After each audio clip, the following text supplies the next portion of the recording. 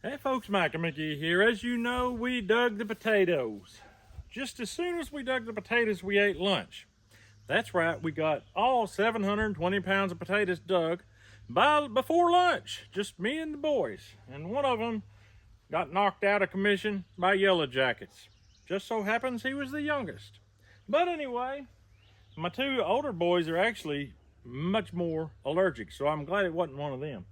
We're going to get out here today. We are going to plant soybeans in this field. As you see, we left big strips of grass between the potato rows because this is a hillside more than what you can see on camera. Cannot hardly see that much slant on camera. When Eric Hale was here, he obviously was surprised because he said it doesn't look that steep on camera. You can't tell from the video how much of a slope this is sloping down. I can see where the erosion would be. Yeah. It's not anything terribly steep, but it's steep enough to wash. So what we're going to do is we're going to go in here today and we're going to take this bog disc and we're going to hit these old potato rows. And I'm going to widen that out just a little bit and make the grass a little narrower because I want a big, thick stand of soybeans on this field. So I'm going to fire up and get started and we're going to see what happens. I don't know if you can hear it, but I can hear the cultipacker coming down the road right now. Let's get moving. Got me a little dirt clod.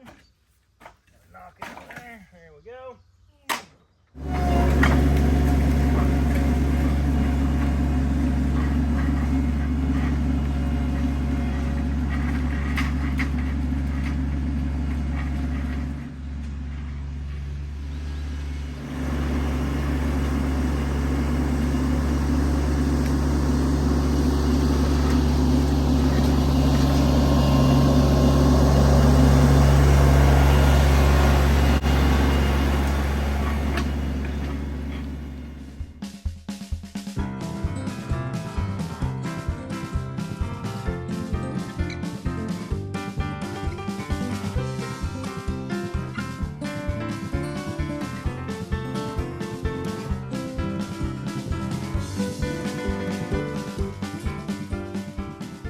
I've hit every row of potatoes at least once, and I've discovered there's more potatoes, so the boys are picking them up real quick before I go ahead with this. It looks like we might get another bucket of potatoes. That's going to bump us up to about 750 pounds. That ain't bad. Show me your taters, boys. Oh man, that's almost 2 full buckets. Definitely over 750 pounds. I'm gonna go with 760. All right, I'm gonna get back out here and get to work. Probably uncover another 700 pounds, but oh well.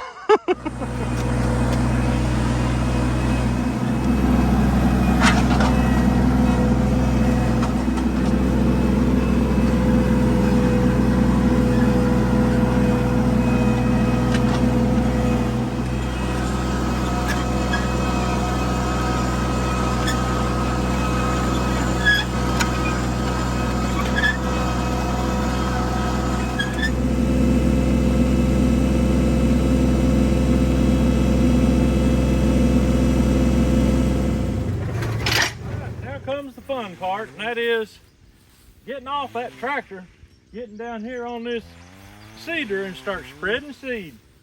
I got 5 bags of soybeans here. That is 250 pounds. We're gonna put that all over this field. I'm gonna pan around and show you the field. It's a looking good. And you can't see very much of it because it's such a downhill slope. I'll show you the cornfield then. You can see that. And you can hear a saw going in the background. That would be Joel. He and Matt are over there trimming up some lower limbs so that the tractor can get around there without tearing up and hitting limbs. At this point, I'm going to open up my old seed spreader. Tear open the bag. I'm going to lay it to it.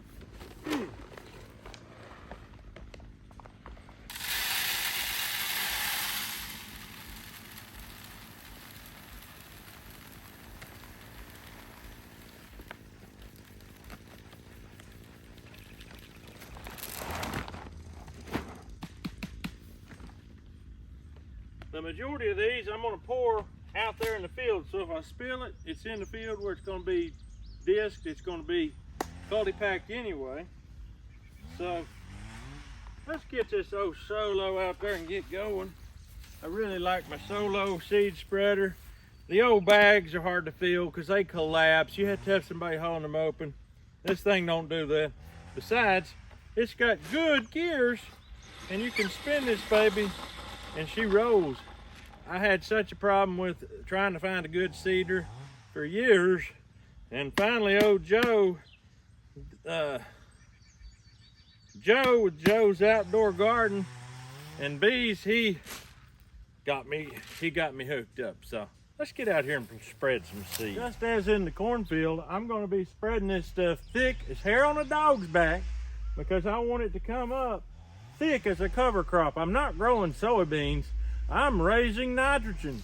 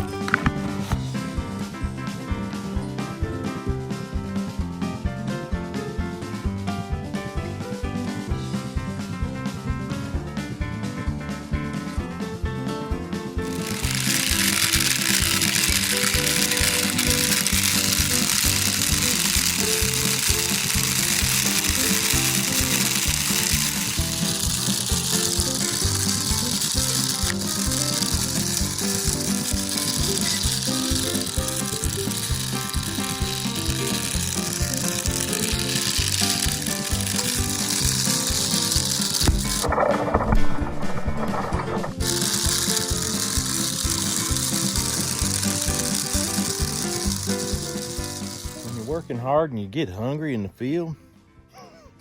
Just made some of y'all laugh. Look around. I found something good right here. You say, hey, that's a sawbriar. Well, maybe it is. Tender and delicious. Thorns and all. Look at them thorns. Softer than a baby's butt. That right there will make your lips come to grips. Now I'll direct your attention over here to this side. The boys are in there topping them trees again. We do that about every 3 years, so that from that deer blind we can shoot across to that cornfield. Very important to have that shot visibility. So they're just topping them trees while I'm working, which that means they're working too. All right, I've got it all sowed with my Solo all the way down through there. 250 pounds of seed over what I'm going to call an 1.5 acres to 2 acres, something like that. So that, my friend, is heavily seeded, but when you consider that right through there is a main travel corridor for the deer, then that will let you know that this right here is going to get hammered pretty hard by some aggressively feeding deer. And so I need enough for both them and the ground. I think I got it complete, but we'll find out later. Let's get to packing. That looks really good. Really, really good. Looks really, really good. You could get a deer from right here. It's been a long time since we've never been able to get a deer from right here. Wow, I like it. I like it a lot.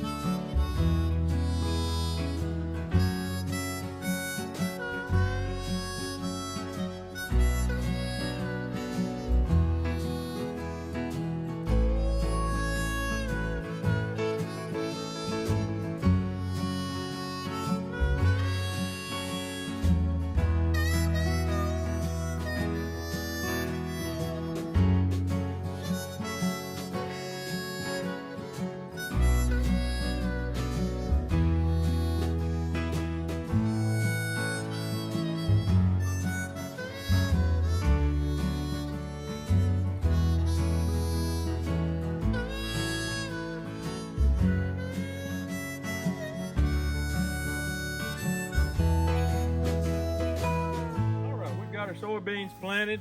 We've got them packed. I packed them in both directions because I wanted to make sure every possible surface that could be packed is packed. This time of year, it's very important to pack it because loose soil dries out in a hurry here in these hot days. I'm hoping the weatherman's right and that the next 10 days are periodic rain, because that would be perfect for this. An absolute deluge of rain would not be good, but some good rain to moisten this soil. I've got moisture down deep. I just need moisture up top. So if we get that, we will have soybeans galore. I planted the fire out of them, and I just happen to have a tree stand right there, and that would bode well for deer season. I'm gonna try to take y'all along deer hunting with me a few times this year. Here's something right here that's growing all over my property. And it looks a little bit like a soybean, to be honest with you. It's even producing some little pods here.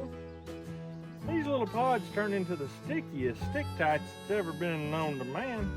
It's called beggar's lice. And this stuff also has a good bit of protein. I don't know that it produces nitrogen for the soil. It might. I hope it does, because I've got it everywhere. But last year we made silage with it and fed it to the pigs, and they loved it. So we may do that again this year. I would like to make just some regular dry hay with it. I've got so much of it on my place. My orchard is absolutely packed with it. I'd like to make some dry hay with it, but if it's going to rain every day for 10 days, that's out. So I don't know. I'd like to have another good period without rain as well as rain. I've got myself set up for either one. If it don't rain, I'll take advantage of that. If it does rain, I'm taking advantage of that. So that's all I know to do. We're at that time of year where it's starting to hit those dog days of summer. That's the time of year where the dog just lays around all day because it ain't fit for much. Anyway, we're gonna get out of here. We hope you have a great day. We'll see you on the next video.